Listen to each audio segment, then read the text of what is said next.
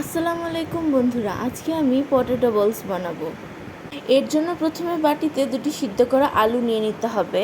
এবার আলুগুলো ভালো করে ম্যাশ করে নিয়ে এতে কর্নফ্লাওয়ার নিয়ে লবণ ও শুকনো মরিচ গুঁড়ো নিতে হবে। এবার সবটা মিশ্রণকে একসাথে মেখে নিতে হবে ভালো করে।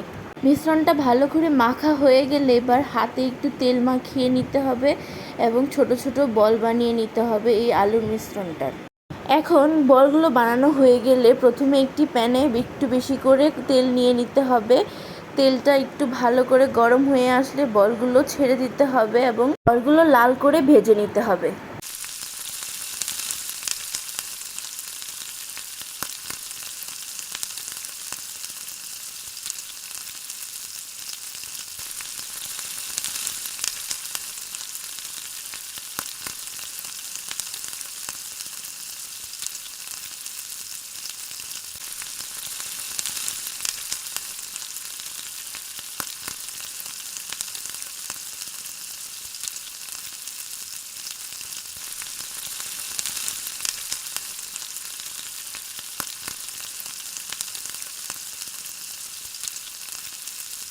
বলগুলো লাল হয়ে আসলে নামিয়ে সসের সাথে পরিবেশন করতে হবে।